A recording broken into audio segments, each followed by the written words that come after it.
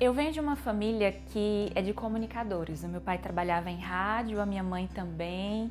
O meu irmão acabou também trabalhando em rádio e sendo jornalista.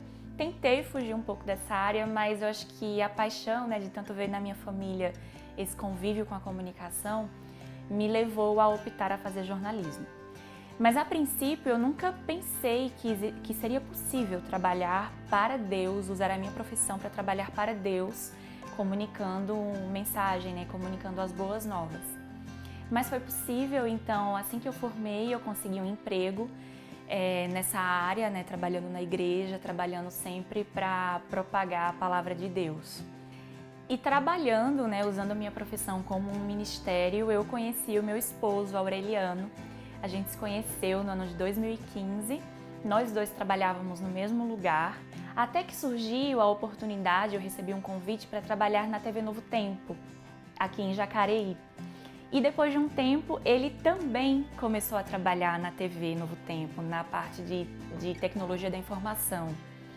E foi uma emoção muito grande, assim, os dois juntos, continuando servindo a Deus, agora no mesmo lugar, mais uma vez no mesmo lugar, então foi muito bom. E na Novo Tempo, a primeira função que eu recebi foi como produtora dos programas A Voz da Profecia e Está Escrito. Nesses programas, principalmente na Voz da Profecia, toda semana nós levamos ao ar uma história, geralmente uma história de conversão, uma história de superação, alguém que enfrentou alguma dificuldade na vida e sentiu Deus ali, sabe, naquele momento. Então nós sempre procuramos trazer para o público essas histórias. E eu jamais imaginei que de todas essas histórias, até algumas histórias difíceis que eu já gravei, pessoas que passaram por grandes lutas, eu jamais imaginaria que um dia essas lutas aconteceriam comigo. E Aureliano pegou o Covid.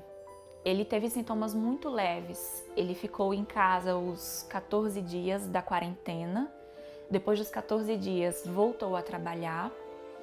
E só se queixava de um cansaço, mas como todas as pessoas praticamente que tiveram Covid, elas ficam com esse sintoma por um tempo, a gente não se preocupou. Ele trabalhou a semana inteira, tudo normal.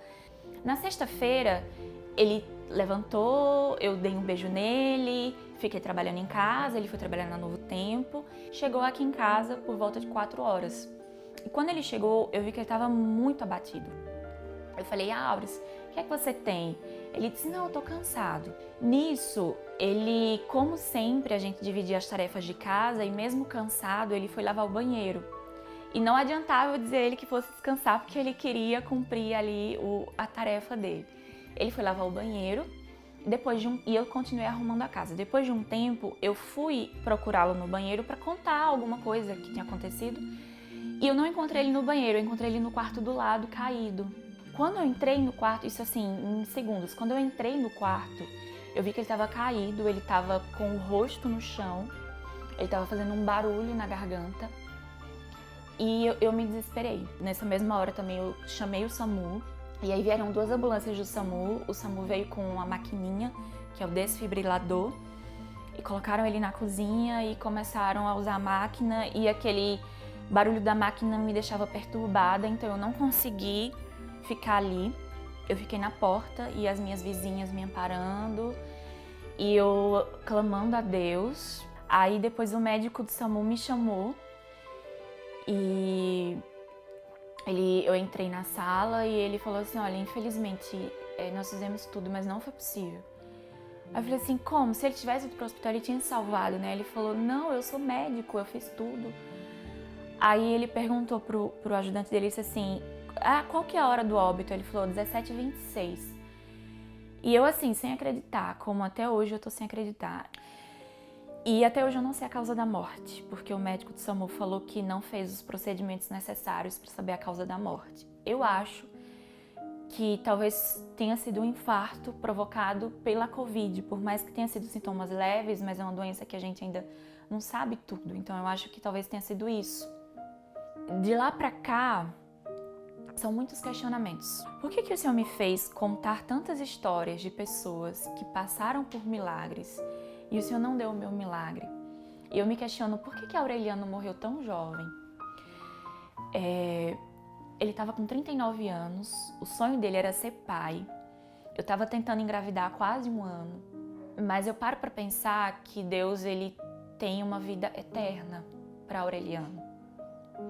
Que essa vida que ele teve, isso não é nada em comparação com o que Deus tem reservado. E com certeza, continuar no trabalho que eu estou na Novo Tempo, eu continuei na Novo Tempo, eu pensei em voltar para a casa da minha família, que é em Pernambuco, mas eu escolhi ficar na Novo Tempo porque eu vejo que é um trabalho com propósito. E o propósito é fazer as pessoas conhecerem a Deus, é fazer as pessoas saberem que Cristo vai voltar, que tem esperança. Ou até mesmo algumas pessoas olham para a gente, para quem trabalha na Novo Tempo como eu, e dizem assim, nossa, trabalha para Deus, então é uma pessoa que Deus abençoa muito, é uma pessoa que não tem problema nenhum. Mas é pelo contrário.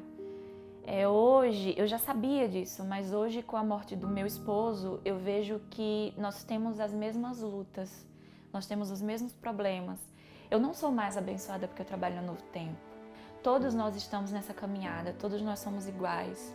Eu acho que a diferença na nossa vida, o que eu tenho aprendido, é que a gente sempre deve colocar Deus em primeiro lugar, a gente deve ser fiel, independentemente do que vai acontecer depois.